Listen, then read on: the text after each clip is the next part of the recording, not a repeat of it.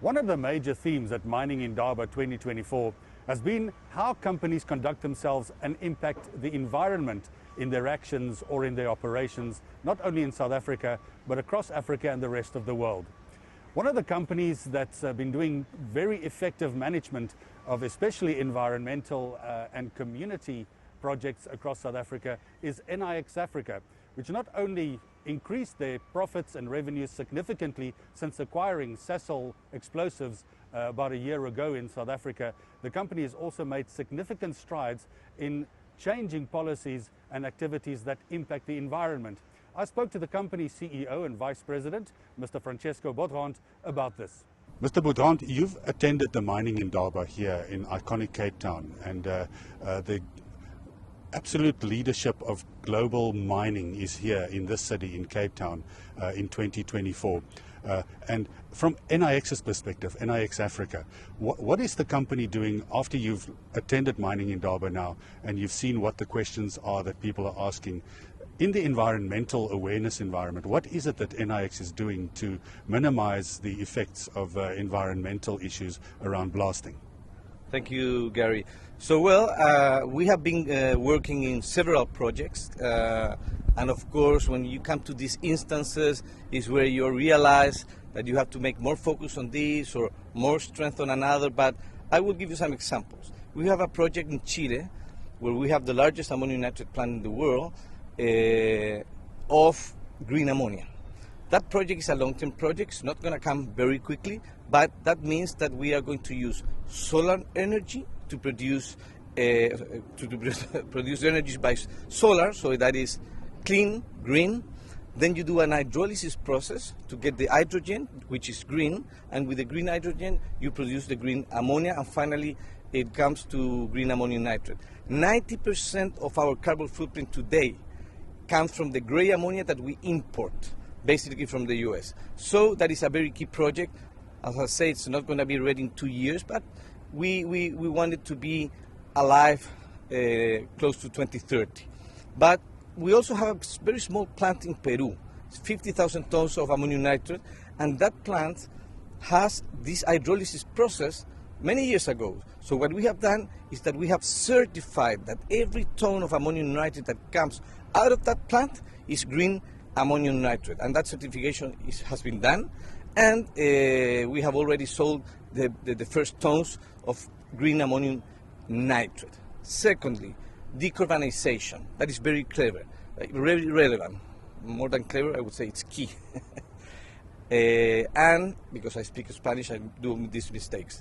And what happened is that during 2009, in our main facilities in Chile, we did important investments in filters and catalyzers in order to reduce the emissions of NO2.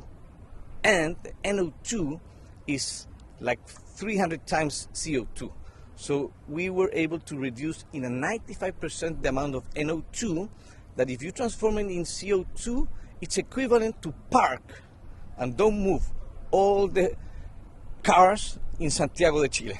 So just to get an idea how important it is. That investment also is important to say that each of these reduction on emission is certified by the United Nations. So it's a process that's very, very rigorous.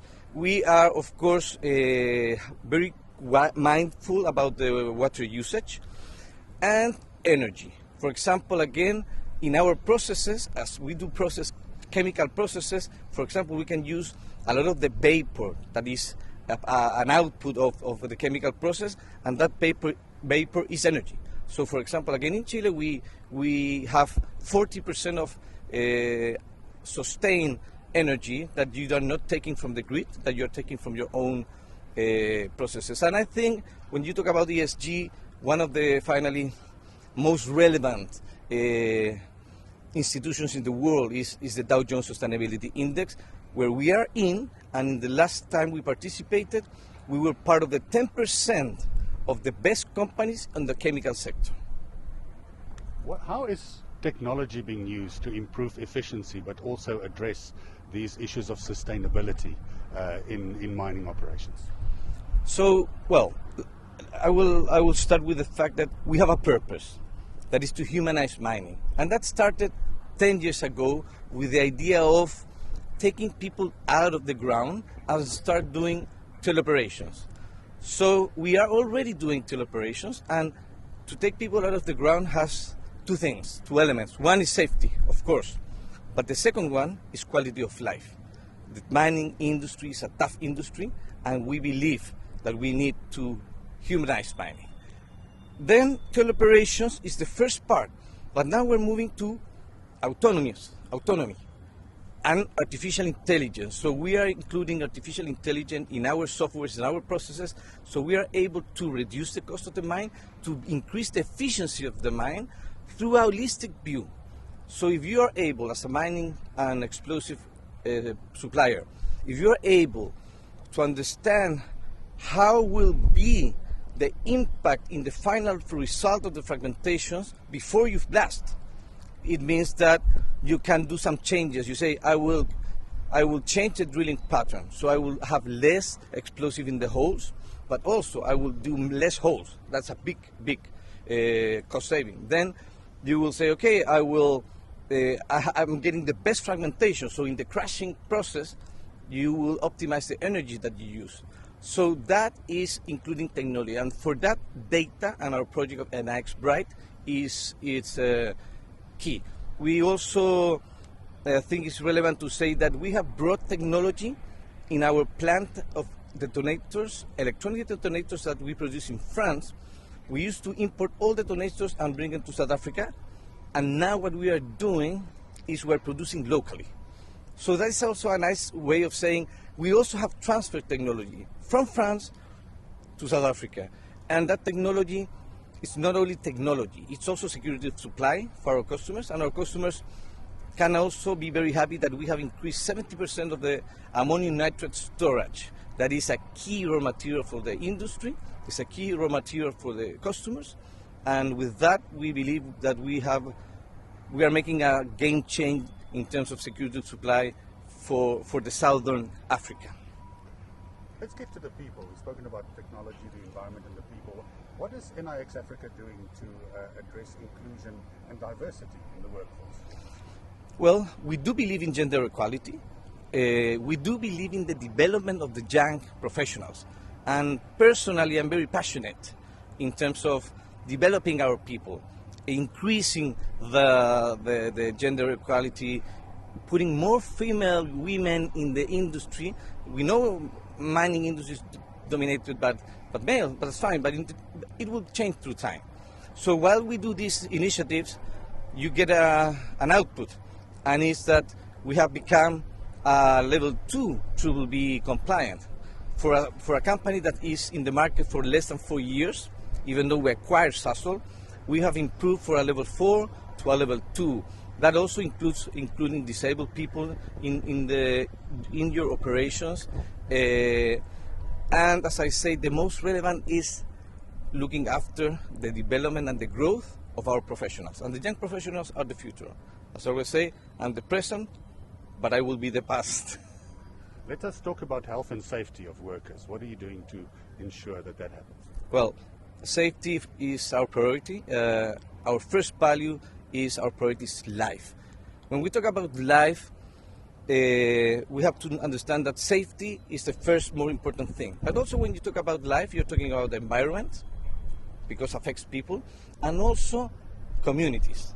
And in terms of that, we have what we say different pillars and different strategies. So the first thing is we have to upskill our people. So what we are doing is that we are doing ourselves better in terms of being the best operationally, the best technically.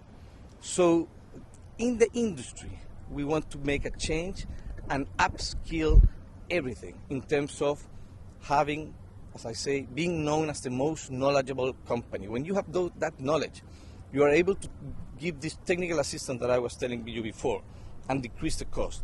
Also, with technology, you are able to improve safety. You have better visibility. And also teleoperation, for example, is a good way in which you are able to take people out of the ground. Those people need to be upskilled to teleoperate. It's not the same driving an MMU that teleoperate an MMU, but that upskilling is key. And I believe also that through time, as artificial intelligence continues, jobs will be changing. The kids of those MMU drivers that were upskilled will be looking to program a computer. That is how I believe the future will go. And then finally, let's address communities and how the interests of communities are engaged wherever mining operations are. What does Enaex Africa believe in that regard? Well, I think there's two aspects that are very relevant to say. First, we do engage with the communities where we operate and in the communities where our mining customers operate. And that's a collaboration that we have had in all the countries. It's inherited even from SASO, but also we have a second pillar. That is what we call going beyond CSR. We believe that in South Africa particularly, we have to focus on early childhood education. And not only in the communities that are next to our operations or next to a big mining house, because they have already a lot of support. What we have done is, let's do this in a small village in the provinces that are more vulnerable in terms of poorness, which is Limpopo and the Eastern Cape. And last year we inaugurated our first early childhood development improvement. That means we doubled the capacity of the classrooms, we upskill the teachers so the kids can learn, not only that they can be looking after them, and also we included technology. That pre-primary school is 90 kids that fits a primary school, and now we are upskilling and doing what it has to be done in the primary. In parallel, we have identified a very poor and unprivileged village in the eastern London. In Eastern London, yes. But again, in Eastern Cape. But the important thing is that it's identified. We are going to do the same kind of project. And also, we also identified which is the primary school that is basically fitted through them. And next year, you do all time the same. It's not going to change the world, but we do believe in Enaex, and we are passionate for impacting and changing lives. And this is one of the nicest ways that we can do it. Thank you. Francisco Baudrand, thank you very much for joining us. Thank you, Gary. It's a pleasure again.